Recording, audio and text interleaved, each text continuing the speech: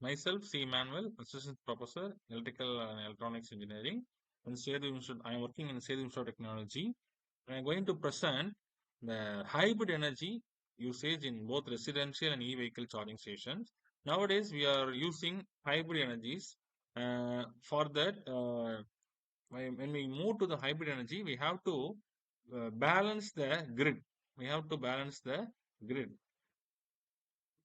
We have to balance the grid. Otherwise, it will cause some uh, uneven balances in the e-vehicles as well as residential load. It will affect the entire power quality of the system, and it will leads to a lot of power issues.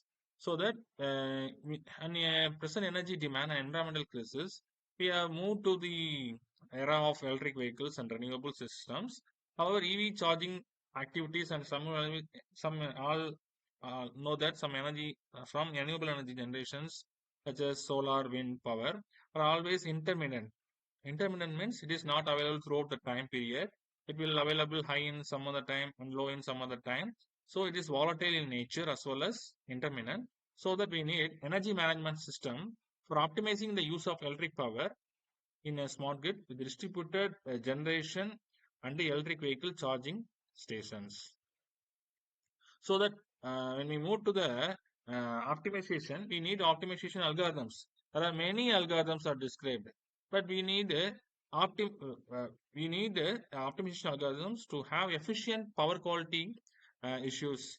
Okay, so determine that we need the optimum allocations of power sources. For example, in a smart hybrid energy, we need two amount of powers.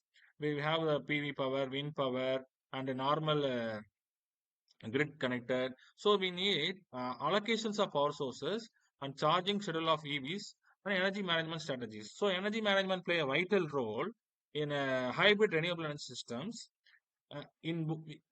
By using this energy management system, we can use to utilize this in both residential as well as EV loads, and we can do the model using the MATLAB Simulink software also. Next one, this is our diagram, circuit diagram.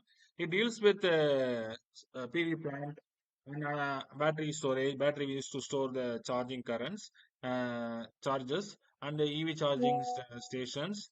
Next one is residential building. This is the public grid, and we go. This diagram represents the dual.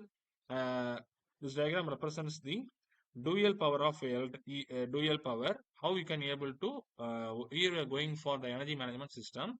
By energy management system only we can able to deliver EV charging stations. For example, in next 10 to 15 years, we will all to move to the e-vehicles.